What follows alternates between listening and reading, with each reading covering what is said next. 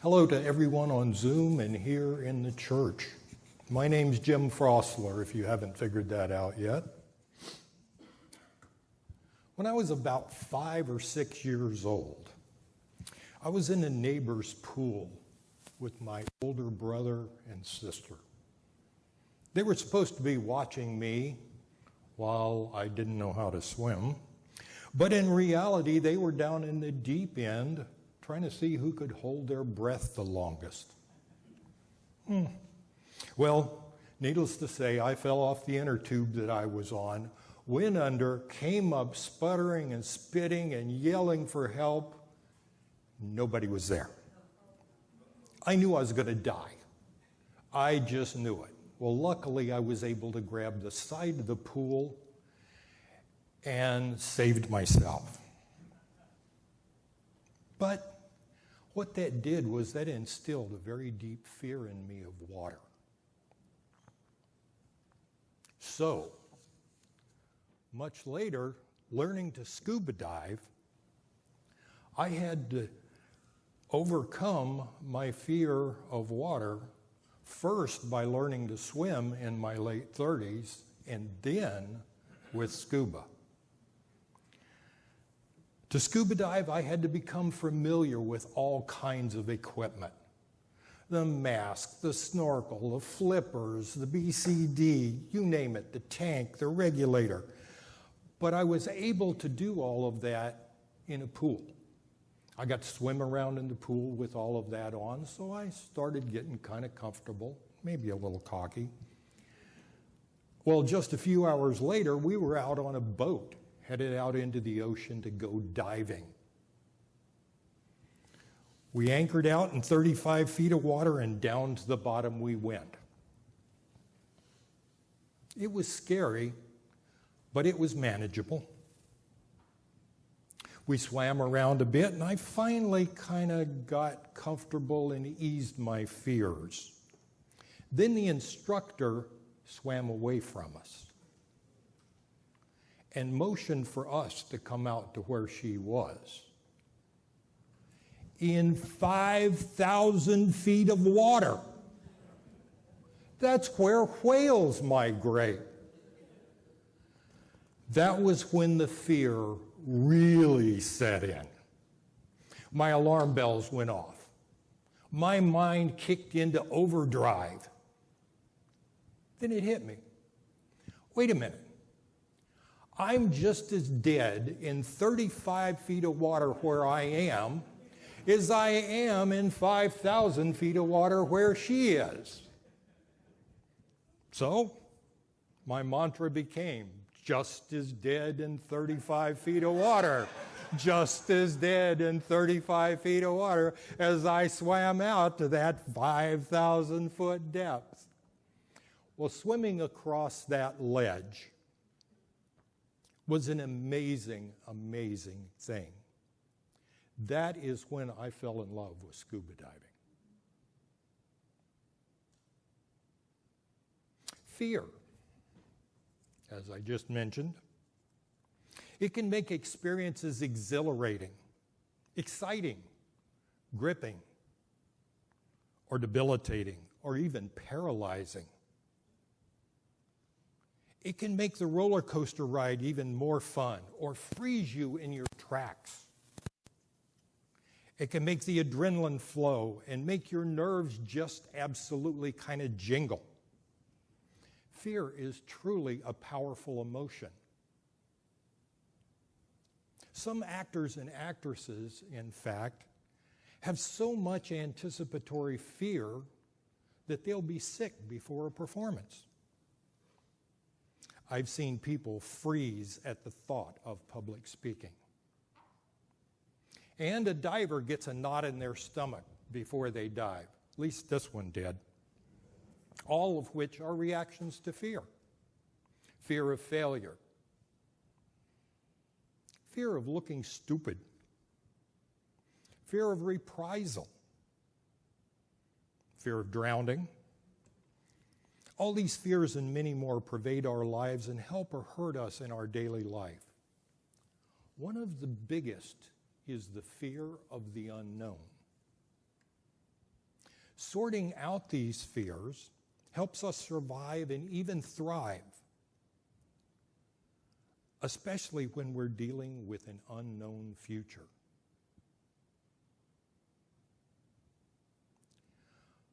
But if those fears aren't sorted, we tend to treat all of them at the same reaction: fight, flight, freeze.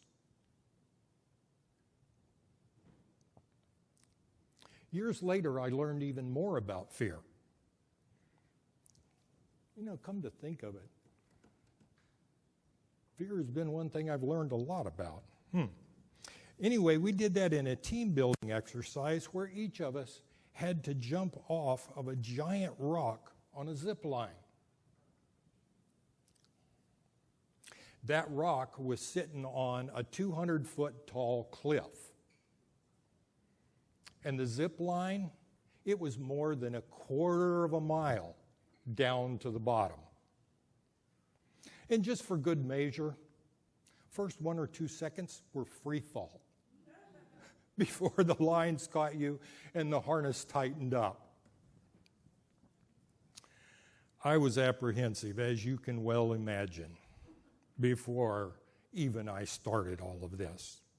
Then the guy directly in front of me, who I later found out was a paratrooper, stepped to the edge, waved, turned, and dove off head first.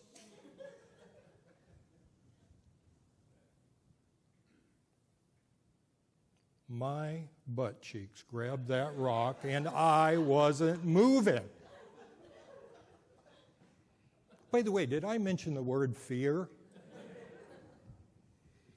In a fashion akin to my mantra of just as dead in 35 feet of water, since it worked for me then, I convinced myself that I wouldn't die with another mantra. If I jumped over that edge, so reluctantly, with great trepidation, I approached the edge, looked around, repeated my mantra that was the substitute for just as dead in 35 feet of water, and stepped off. Oh my God. This was like going over that ledge in scuba diving. It was exhilarating. It was exciting. A free fall caught by the steel cables. I was safe. And then a zip for a quarter of a mile down to the bottom. There I was met by a very rambunctious crowd of people who had just completed the same feat. Wow. Fear had pumped us all full of adrenaline, and we were borderline wild. We all had done a common experience and brought our community closer together. We learned how we shared our fears and our triumphs, and were happy for one another. Later that evening, after we had all calmed down, we gathered for a debrief with the leader of the experience. He talked about how we had experienced that fear in a very, very safe environment with lots and lots of safety backups. He described fear as the fear of life and limb, had been for me, and how it was debilitating. Remember the butt cheeks on that rock? That was debilitating. How fear can grip us when we're trying something new or uncharted. Then he left us with an important parting thought. Fear, unless it is truly life and death, is simply false expectations appearing real. F-E-A-R.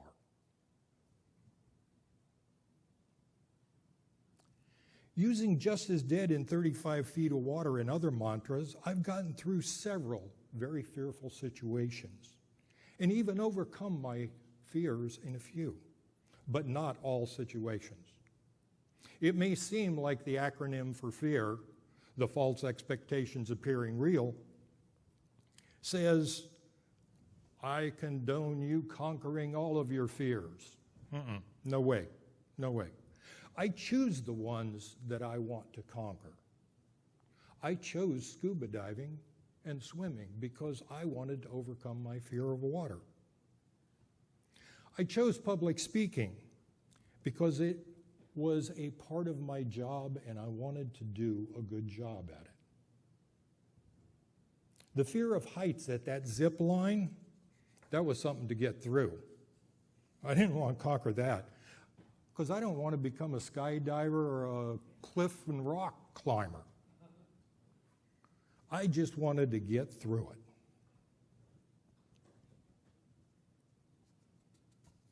Now, I want to read you a little thing about fear. This is from Dr. Elizabeth Kubler-Ross.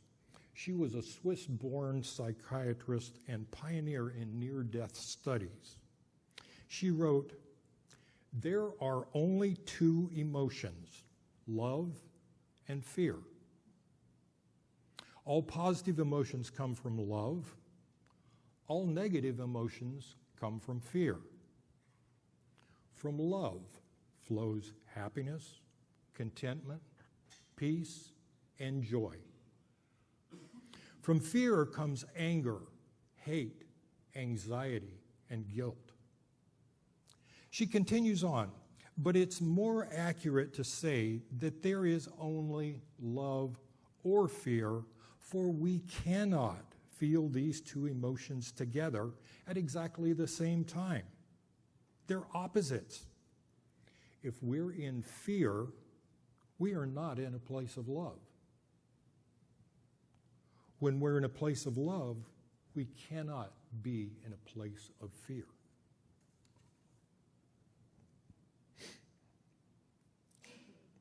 When I was sitting on that giant rock, I can tell you, I wasn't thinking positive thoughts about happiness. I was thinking about anxiety and fear of being up there alone and falling off of that cliff. When I was repeating the just as dead in 35 feet of water, I wasn't contemplating what love there was in the ocean. I was worried about sinking to the bottom of that 5,000-foot trench. All of which were false expectations appearing real.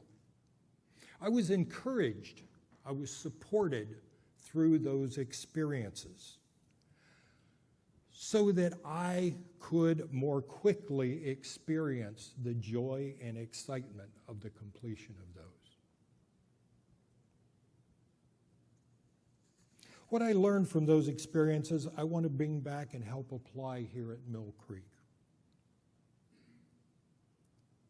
We're in a community right now that is similar to the point when I was looking to swim over that 5,000-foot deep ledge, or sitting on top of that rock cliff, because we are in transition.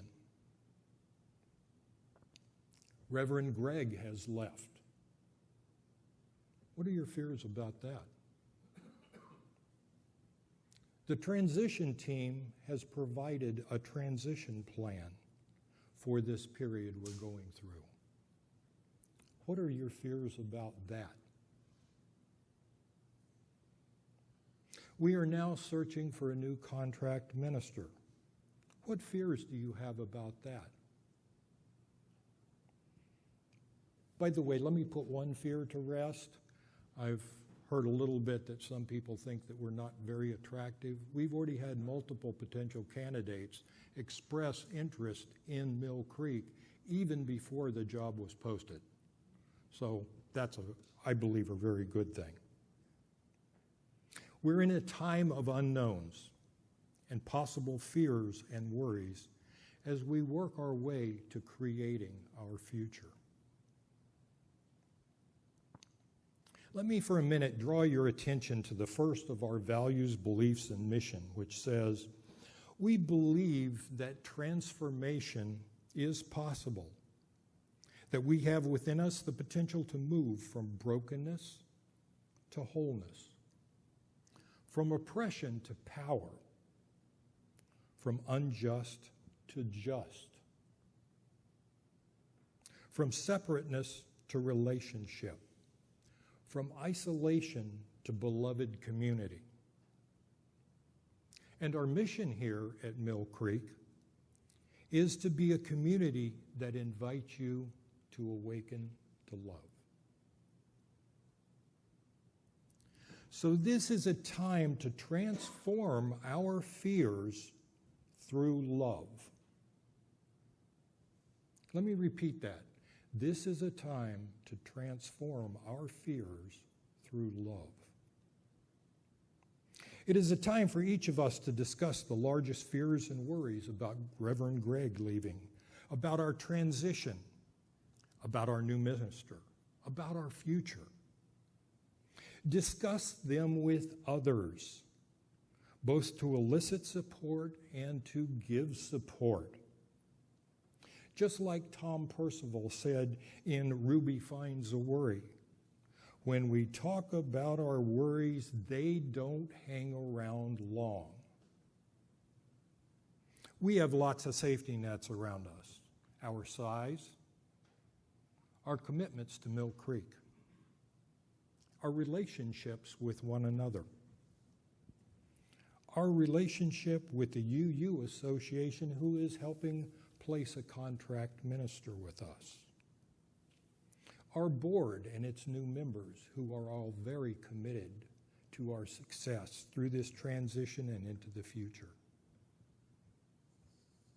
Talking to and supporting one another through this time will help us bring that safety to life and help us live the transformation we have in our values, beliefs, and mission. And one good thing, we don't have to make up a mantra like I did with the just as dead in 35 feet of water. We may be swimming out to deep water, but we already have our mantra. Be a community that invites you to awaken to love. Amen, my friends. Amen.